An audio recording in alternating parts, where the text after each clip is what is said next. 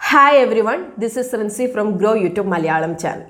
അപ്പോൾ നമ്മുടെ ലൈഫിൽ എല്ലാം ബെസ്റ്റ് ആവണമെന്നാണ് നമ്മൾ ആഗ്രഹിക്കുന്നത്. അതുകൊണ്ട് തന്നെ നമ്മൾ ബെസ്റ്റ് ഓപ്ഷൻസ് ആണ് നമ്മുടെ ലൈഫിൽ നമ്മൾ ചൂസ് ചെയ്യാറുള്ളത്. അതായത് നമ്മൾ best school, best product, best services അങ്ങനെ എല്ലാം നമ്മൾ ബെസ്റ്റ് ആണ് നമ്മൾ ചൂസ് ചെയ്യാറുള്ളത്. അപ്പോൾ അതുപോലെ തന്നെ നമ്മുടെ ഇൻവെസ്റ്റ്മെൻറ്റ്സിൽ നിന്നും ബെസ്റ്റ് റിട്ടേൺസ് കിട്ടണം എന്നാണ് നമ്മൾ ആഗ്രഹിക്കുന്നത്. അതുകൊണ്ട് തന്നെ നമ്മുടെ പോർട്ട്ഫോളിയോ ബെസ്റ്റ് ആവണം നമ്മൾ ആഗ്രഹിക്കാറുണ്ട്. അതിന് വേണ്ടിയിട്ടുള്ള സൊല്യൂഷൻസ് നമ്മൾ ചെയ്യാറുണ്ട്. അപ്പോൾ സൊല്യൂഷൻസിന് വേണ്ടിയിട്ട് നമ്മൾ എന്തൊക്കെയാണ് ചെയ്യാറുള്ളത്? അത് നമ്മൾ ടോപ്പ് ഇൻവെസ്റ്റേഴ്സിൻ്റെ പോർട്ട്ഫോളിയോ നമ്മൾ റെപ്ലിക്കേറ്റ് ചെയ്യാൻ വേണ്ടിയിട്ട് നമ്മൾ ശ്രമിക്കാറുണ്ട്. അതുപോലെ തന്നെ നെക്സ്റ്റ് മൾട്ടി ബാഗ് സ്റ്റോക്ക് ഒക്കെ നമ്മൾ സെർച്ച് ചെയ്യാറുണ്ട്. അപ്പോൾ ഇതൊക്കെ നമ്മൾ ചെയ്യുന്നത് നമ്മുടെ പോർട്ട്ഫോളിയോ ബെസ്റ്റ് ആവാൻ വേണ്ടിയിട്ട് നമ്മൾ ചെയ്യുന്നതാണ്. അപ്പോൾ ഇവിടെ നിങ്ങൾ ഇമ്പോർട്ടൻ്റ് ആയിട്ട് മനസ്സിലാക്കേണ്ട ഒരു കാര്യം എന്താണെന്ന് വെച്ചാൽ, നിങ്ങൾ ചൂസ് ചെയ്യുന്ന ബെസ്റ്റ് പെർഫോമിംഗ് ഫണ്ട് ലോങ് റണ്ണിലേക്ക് നിങ്ങൾക്ക് ബെറ്റർ റിട്ടേൺസ് തരുമോ എന്നുള്ളതാണ്. അതുപോലെ തന്നെ നിങ്ങൾ ചൂസ് ചെയ്തിരിക്കുന്ന best performer through out best performer ആയിരിക്കുമോ എന്നുള്ളത് നിങ്ങൾ മനസ്സിലാക്കണം. അതുപോലെ നിങ്ങളുടെ പോർട്ട്ഫോളിയോയിൽ നിങ്ങൾ സെലക്ട് ചെയ്തിരിക്കുന്ന ബെസ്റ്റ് പെർഫോമിംഗ് ഫണ്ട് നിങ്ങൾ ആക്റ്റീവ്ലി മാനേജ് ചെയ്യേണ്ട ആവശ്യമുണ്ടോ, അതുപോലെ തന്നെ ഫ്രീക്വൻ്റ്ലി നിങ്ങൾ ചേഞ്ച് ചെയ്യേണ്ട ഒരു ആവശ്യമുണ്ടോ? അപ്പോൾ ഈ ഒരു ക്വസ്റ്റ്യൻസിനുള്ള ആൻസേഴ്സ് ആയിരിക്കും ഇന്നത്തെ വീഡിയോയിൽ നമ്മൾ കവർ ചെയ്യാൻ വേണ്ടി പോകുന്നത്. കാരണം നമ്മൾ പലരും ഈ ഒരു സ്ട്രാറ്റജി യൂസ് ചെയ്തിട്ടാണ് നമ്മൾ ഇൻവെസ്റ്റ് ചെയ്യാറുള്ളത്. അപ്പം ഇന്നത്തെ നമ്മുടെ ടോപ്പിക്കിലേക്ക് നമ്മൾ പോകുന്നതിന് മുമ്പ് നമ്മുടെ ചാനൽ ആദ്യമായിട്ട് കാണുന്ന ആരെങ്കിലും ഉണ്ടെങ്കിൽ നമ്മുടെ ചാനൽ ഒന്ന് സബ്സ്ക്രൈബ് ചെയ്യാൻ വേണ്ടിയിട്ട് നിങ്ങൾ ശ്രദ്ധിക്കണം. കാരണം പേഴ്സണൽ ഫിനാൻസ് അതുപോലെ തന്നെ ഇൻവെസ്റ്റിംഗ് റിലേറ്റഡ് ആയ ക്വാളിറ്റി കണ്ടന്റ് വീഡിയോസ് ആണ് നമ്മൾ നിങ്ങളുടെ മുമ്പിലേക്ക് എത്തിക്കുന്നത്. അപ്പോൾ അതൊന്നും മിസ്സാവാതിരിക്കാൻ വേണ്ടിയിട്ട് ഇന്ന് തന്നെ നിങ്ങൾ ചാനൽ സബ്സ്ക്രൈബ് ചെയ്യുക. ചാനൽ സബ്സ്ക്രൈബ് ചെയ്യുന്നതിൻ്റെ കൂടെ തന്നെ നോട്ടിഫിക്കേഷൻ കൊണ്ട് എനേബിൾ ചെയ്യാൻ വേണ്ടിയിട്ട് നിങ്ങൾ മറക്കണ്ട. അപ്പം ഇനി നമുക്ക് നമ്മുടെ ടോപ്പിക്കിലേക്ക് പോകാം. Let's begin. പോസ്റ്റ് കോവിഡ് പീരീഡിൽ ഫസ്റ്റ് ടൈം ഒക്കെ മ്യൂച്വൽ ഫണ്ട്സിൽ ഇൻവെസ്റ്റ് ചെയ്തവർ സെക്ടറിൽ തിമാറ്റിക് അതുപോലെ തന്നെ ഇന്റർനാഷണൽ ഫണ്ട്സിലേക്കായിരിക്കും ഇൻവെസ്റ്റ് ചെയ്തിട്ടുണ്ടാവുക. അതായത് 2020 അതുപോലെ തന്നെ 2021 പെർഫോമൻസ് കണ്ടിട്ടായിരിക്കും അവർ ഇതിലേക്ക് ഇൻവെസ്റ്റ് ചെയ്തിട്ടുണ്ടാവുക. ബട്ട് 2020 അതുപോലെ തന്നെ 2020 സ്റ്റോക്സും സെക്ടേഴ്സും ഒക്കെ നല്ല രീതിയിൽ പെർഫോം ചെയ്യാൻ മൾട്ടിപ്പിൾ റീസൺസ് ഉണ്ട്. ബട്ട് നമ്മൾ ഈ റീസൺസ് ഒന്നും ചെക്ക് ചെയ്യാതെ എൻഡ് റിസൾട്ട് മാത്രം നോക്കിയിട്ടാണ് നമ്മൾ ഇൻവെസ്റ്റ് ചെയ്യുന്നത്, അതായത് ബെസ്റ്റ് പെർഫോമിംഗ് ഫണ്ട്. ബട്ട് എന്തുകൊണ്ടാണ് ഇവർ ബെസ്റ്റ് പെർഫോമർ ആയത്, ആ റീസൺ നമ്മൾ ചെക്ക് ചെയ്യാറില്ല. അപ്പോൾ നമുക്ക് ഇവിടുന്ന് പറയാൻ വേണ്ടിയിട്ട് സാധിക്കുന്നത് എന്താണെന്ന് വെച്ചിട്ടുണ്ടെങ്കിൽ, നമ്മുടെ ഇൻവെസ്റ്റ്മെൻറ്റ് ഡിസിഷൻസ് അല്ലെങ്കിൽ നമ്മുടെ മണി ഡിസിഷൻസ് എല്ലാം ലോജിക്കലാണെന്ന് നമുക്ക് പറയാൻ വേണ്ടിയിട്ട് സാധിക്കുന്നില്ല. കൂടുതലും നമ്മൾ ഇമോഷൻ ബേസ്ഡ് ആണ് നമ്മൾ ഡിസിഷൻസ് എടുക്കുന്നത്. അപ്പോൾ ഇതുപോലെ recent best performing funds choose ചെയ്യുന്ന നമ്മുടെ ബിഹേവിയറൽ ബയാസ് നമ്മൾ പറയുന്നതാണ് ഔട്ട്കം ബയാസ്. പ്രീവിയസിൽ എന്തുകൊണ്ട് അല്ലെങ്കിൽ എങ്ങനെ ഔട്ട്കം ഉണ്ടായി എന്ന് നിങ്ങൾ മനസ്സിലാക്കാതെ പ്രീവിയസ് ഇവൻ്റെ ഔട്ട്കം മാത്രം നോക്കി നിങ്ങൾ ഡിസിഷൻ എടുക്കുന്നതിനാണ് നമ്മൾ ഔട്ട്കം ബയാസ് എന്ന് പറയുന്നത്. ഇപ്പോൾ 2021 നിങ്ങൾ ഫാങ് സ്റ്റോക്സിൽ നിങ്ങൾ ഇൻവെസ്റ്റ് ചെയ്തിട്ടുണ്ടെങ്കിൽ, അപ്പോൾ ഫാങ് സ്റ്റോക്സ് എന്ന് പറഞ്ഞിട്ടുണ്ടെങ്കിൽ മോസ്റ്റ് പോപ്പുലർ അതുപോലെ തന്നെ best performing American technology companies ആണ് ഫാങ് സ്റ്റോക്സ് എന്ന് പറയുന്നത്. അപ്പോൾ ഫാങ് സ്റ്റോക്സിൽ വരുന്നത് ഫേസ്ബുക്ക്, ആപ്പിൾ, ആമസോൺ, നെറ്റ്ഫ്ലിക്സ്, ഗൂഗിളൊക്കെയാണ് ഫാങ് സ്റ്റോക്സിൽ വരുന്നത്. ഇപ്പോൾ 2020 പെർഫോമൻസ് കണ്ടിട്ട് നിങ്ങൾ 2021 ഫാങ് സ്റ്റോക്സിൽ നിങ്ങൾ ഇൻവെസ്റ്റ് ചെയ്തിട്ടുണ്ടെങ്കിൽ, അതായത് ഫ്യൂച്ചറിലും ഇതേ പെർഫോമൻസ് ഉണ്ടാകും എന്നോർത്ത് നിങ്ങൾ 2021 നിങ്ങൾ ഇൻവെസ്റ്റ് ചെയ്തിട്ടുണ്ടായിരുന്നെങ്കിൽ ഇന്ന് നിങ്ങളൊരു ഹാപ്പി ഇൻവെസ്റ്റർ ആയിരിക്കില്ല. ഇനി അതർ ഇൻവെസ്റ്റ്മെൻറ്റ് ഓപ്ഷൻസ് പാസ്റ്റിൽ എങ്ങനെയാണ് പെർഫോം ചെയ്തത് എന്നുള്ളത് നമുക്ക് നോക്കാം. അപ്പം സ്മോൾ ക്യാപ് കാറ്റഗറി അതുപോലെ തന്നെ മിഡ് ക്യാപ് കാറ്റഗറി നമ്മുടെ ലാർജ് ക്യാപ് കാറ്റഗറി വെച്ച് കമ്പയർ ചെയ്യുമ്പോൾ കുറച്ചും കൂടി റിട്ടേൺസ് ജനറേറ്റ് ചെയ്യാൻ എബിലിറ്റി ഉള്ള കാറ്റഗറിയാണ്. അപ്പോൾ അതുകൊണ്ട് തന്നെ നമുക്ക് സ്മോൾ ക്യാപ് കാറ്റഗറിനോടും അതുപോലെ തന്നെ മിഡ് ക്യാപ് കാറ്റഗറിനോടും നമുക്കൊരു പോസിറ്റീവ് ബയാസ് ആണുള്ളത്. അപ്പോൾ നാഷണൽ സ്റ്റോക്ക് എക്സ്ചേഞ്ചിൽ ലാർജ്, മിഡ് അതുപോലെ തന്നെ സ്മോൾ ക്യാപ് കാറ്റഗറിയുടെ പെർഫോമൻസ് 2006 മുതൽ 2020 വരെ ചെക്ക് ചെയ്യുകയാണെങ്കിൽ നമുക്ക് പെർഫോമൻസിനെ പറ്റിയിട്ട് ഒരു ഐഡിയ നമുക്ക് കിട്ടും.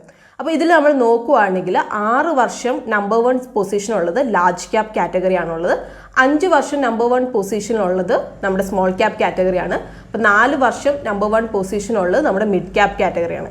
അപ്പോൾ ലാസ്റ്റ് 15 വർഷത്തെ എടുത്ത് നമ്മൾ പെർഫോമൻസ് അനലൈസ് ചെയ്യുമ്പോൾ അതിൽ നമുക്കൊരു ക്ലിയർ വിന്നർ നമുക്ക് പറയാൻ വേണ്ടിയിട്ട് സാധിക്കുന്നില്ല.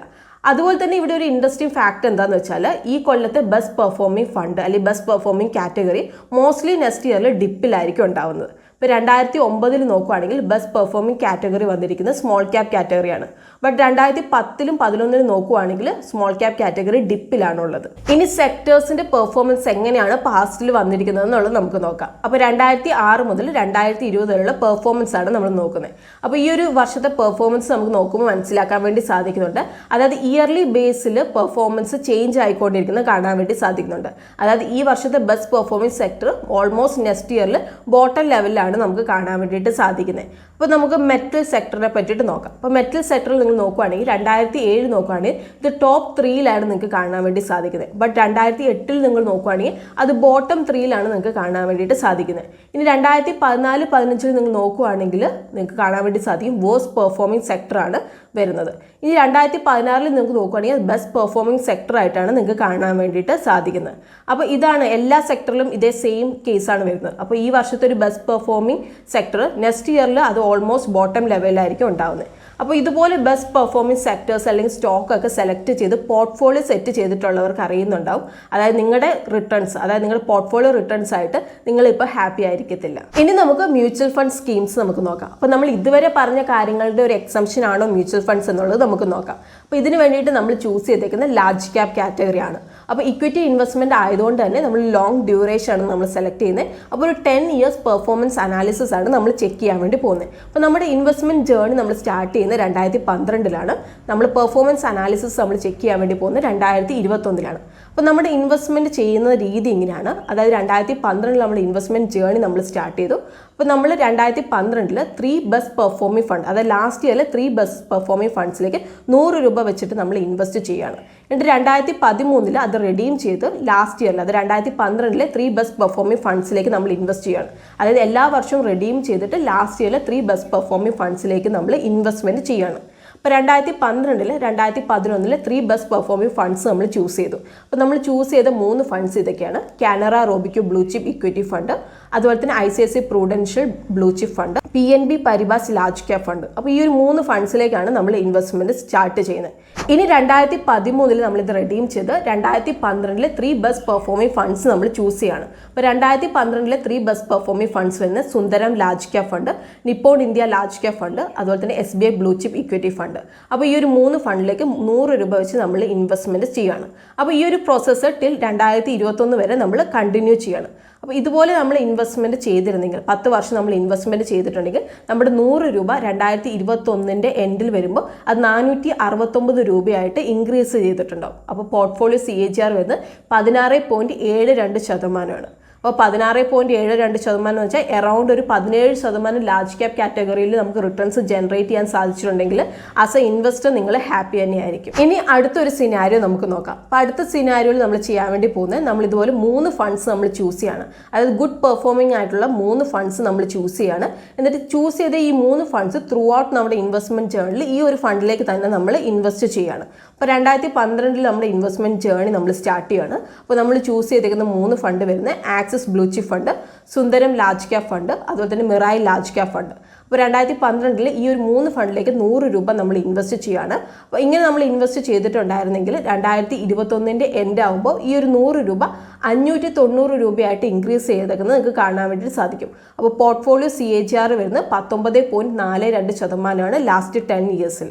അടുത്തൊരു എക്സാമ്പിൾ നമുക്ക് നോക്കാം. അപ്പോൾ നമ്മളൊരു കോമ്പിനേഷൻ നമ്മൾ അടുത്ത് ചൂസ് ചെയ്യാൻ വേണ്ടി പോകുന്ന 3 ഫണ്ട്സ് ആണ്. അപ്പോൾ 3 ഫണ്ട്സ് വരുന്ന axis blue chip fund, SBI blue chip fund, അതുപോലെ തന്നെ Nippon India large cap fund. അപ്പോൾ 2012 100 രൂപ വെച്ച് ഈ ഒരു 3 ഫണ്ട്സിലേക്ക് നമ്മൾ ഇൻവെസ്റ്റ്മെന്റ് സ്റ്റാർട്ട് ചെയ്യാൻ വേണ്ടി പോവാണ്. അപ്പോൾ 2021 എൻഡ് ആകുമ്പോൾ ഈ ഒരു 100 രൂപ 506 രൂപയായിട്ട് ഇൻക്രീസ് ചെയ്തേക്കുന്നത് കാണാൻ വേണ്ടി സാധിക്കും. അപ്പോൾ പോർട്ട്ഫോളിയോ CAGR വരുന്നത് 17.61%. അപ്പോൾ നമ്മുടെ ഈ 2 എക്സാമ്പിൾ നോക്കുമ്പോഴും നമുക്ക് മനസ്സിലാക്കാൻ വേണ്ടി സാധിച്ചിട്ടുള്ളത് എന്താണെന്ന് വെച്ചാൽ നമ്മൾ ഒരു ഫണ്ടിലേക്ക് തന്നെ ത്രൂ ഔട്ട് നമ്മുടെ ഇൻവെസ്റ്റ്മെന്റ് ജേർണിയിൽ നമ്മൾ ഇൻവെസ്റ്റ് ചെയ്യുമ്പോഴാണ് നമുക്ക് കൂടുതൽ റിട്ടേൺസ് നമുക്ക് ജനറേറ്റ് ചെയ്യാൻ വേണ്ടിയിട്ട് സാധിച്ചത് ദാൻ റീബാലൻസിങ് നടത്തുന്നതിനേക്കാളും.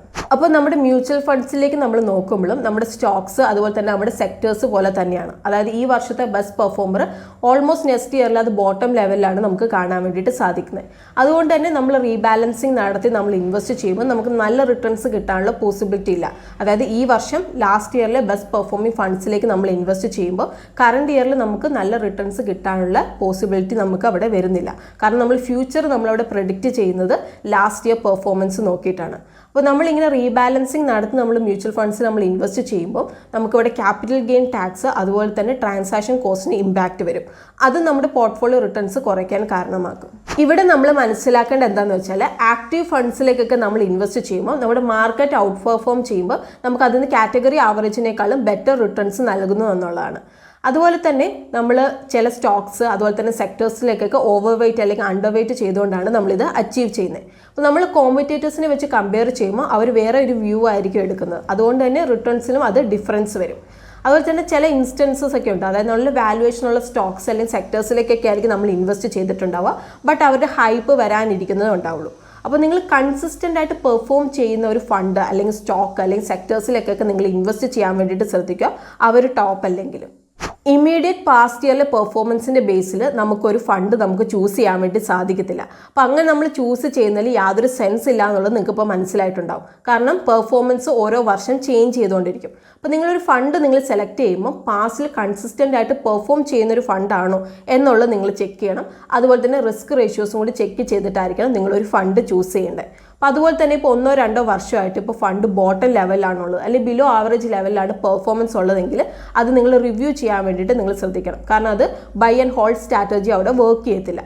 അപ്പോൾ നിങ്ങൾ പീരിയോഡിക്കലി നിങ്ങളുടെ പോർട്ട്ഫോളിയോ റിവ്യൂ ചെയ്യാൻ വേണ്ടിയിട്ട് നിങ്ങൾ ശ്രദ്ധിക്കണം. എന്നിട്ട് റീഷഫിൾ ചെയ്യേണ്ട ആവശ്യം ഉണ്ടെങ്കിൽ മാത്രം അത് റീഷഫിൾ ചെയ്യാൻ വേണ്ടിയിട്ട് നിങ്ങൾ ശ്രദ്ധിക്കുക. അപ്പോൾ ഇന്നത്തെ നമ്മുടെ ടോപ്പിക്ക് നിങ്ങൾക്ക് യൂസ്ഫുൾ ആയിട്ടുണ്ടെന്നാണ് നമ്മൾ വിചാരിക്കുന്നത്. അപ്പോൾ ഇന്ന് നമ്മൾ ഡിസ്കസ് ചെയ്ത കണ്ടന്റ് നിങ്ങളൊരു ഇൻവെസ്റ്റ്മെൻറ്റ് ഡിസിഷൻ എടുക്കാൻ നിങ്ങളെ ഹെൽപ്പ് ചെയ്യുമെന്നാണ് നമ്മൾ വിചാരിക്കുന്നത്.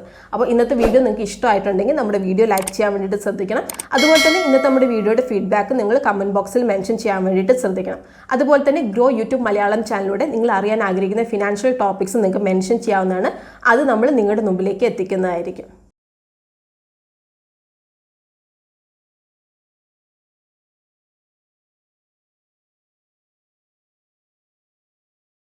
Investment in securities market are subject to market risks. Read all the related documents carefully before investing. Please read the risk disclosure documents carefully before investing in equity shares, derivatives, mutual fund, and or other instruments traded on the stock exchanges.